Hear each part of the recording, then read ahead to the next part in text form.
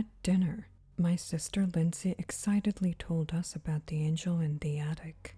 We grew up in a religious family, so it wasn't too weird that our imaginary friend would be one of the biblical variety. She was 8 at the time, making me 15. 5 years ago, we were at my mom's sister's, Aunt Margaret, visiting for the summer. Aunt Margaret's house might be considered a mansion by some, rooms upon rooms, 3 stories tall. Entering through the main door, you're greeted with a wide curving staircase that leads to the second floor, which holds 6 bedrooms, 2 bathrooms, and a sunroom. Behind the staircase, the main floor, a kitchen, 2 sitting rooms, a game room, dining room, and yet another sunroom. The 3rd floor, accessed by a tight, almost vertical staircase, was basically just the attic, one expansive open room above the rest of the house. Lindsay had been spending her days exploring the house, her favorite room being the attic. At dinner, though, I remember her saying, "I thought angels were supposed to be pretty," and Mom replied, "Do you remember Zachariah? He was terrified when he saw an angel."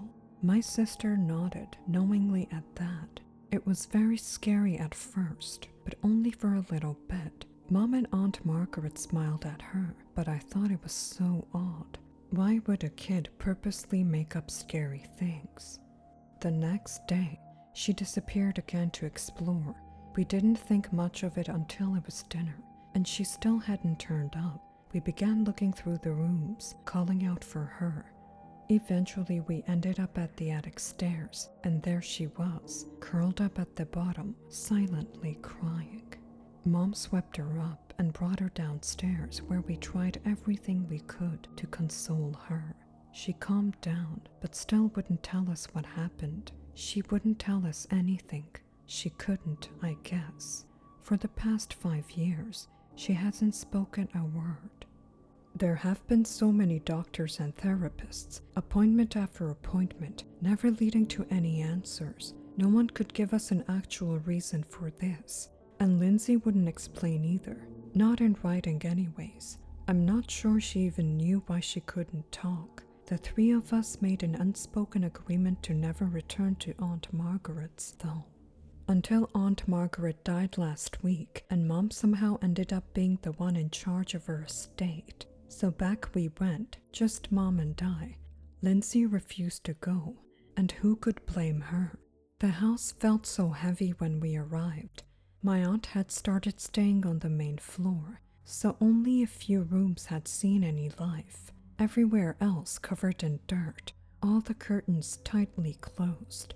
We thought it'd be easier to share a room, so we found the cleanest one and got it ready. Fresh sheets and an open window instantly improved the conditions, so you almost forgot about the musty and oppressive state of the rest of the house. Exhausted from traveling, we both slept hard that night. In the light of a new day, we found ourselves emboldened and ended up at the attic steps. We stood there for a few minutes, Mom looking up the staircase, me watching her.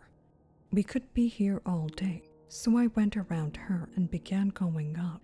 She followed closely behind me. The stairs creaked with each footfall, moaning under our weight, warning us. As we crested the top, we could see there was nothing except boxes and old furniture covered in more dust than the downstairs. A few boarded-up windows provided enough light to see and walked through, not really sure what we were looking for.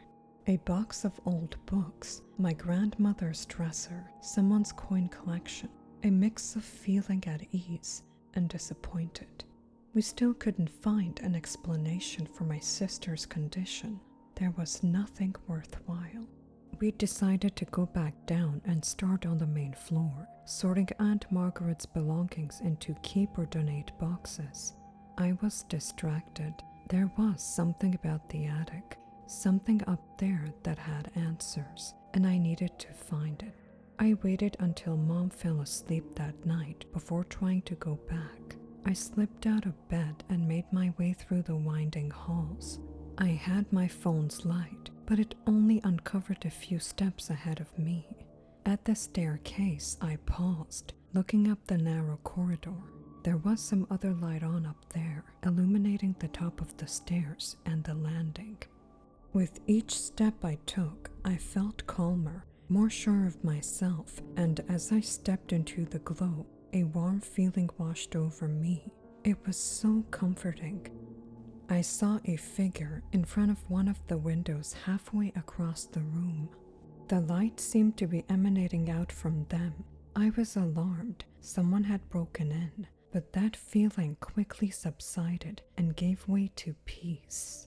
No, they were supposed to be here, and it was okay. My body began moving on its own toward the figure.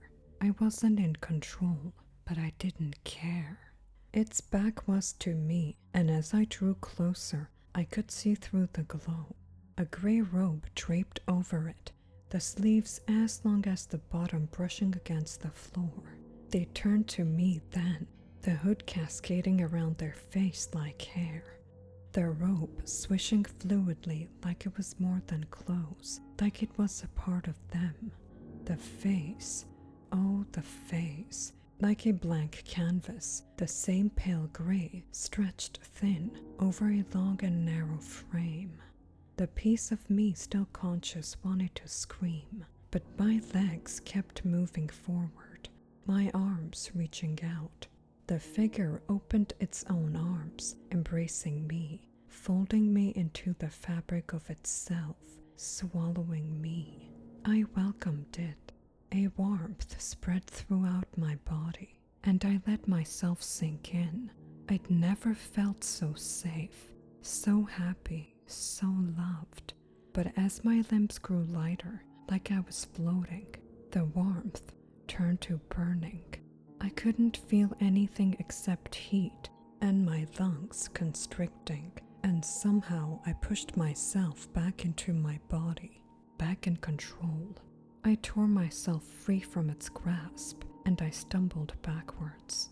I was previously floating, and now it was like I had been slammed into the ground.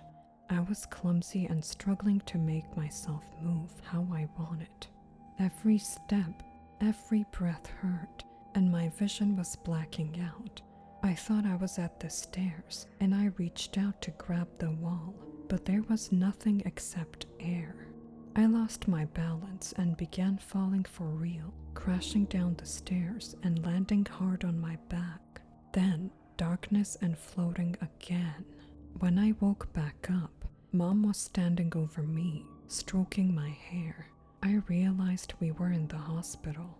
When she saw my eyes open, she cried out, and tears began falling down her face, landing on my own. I tried saying something. I wanted to ask what was happening, but my throat tightened. Nothing came out. I couldn't speak.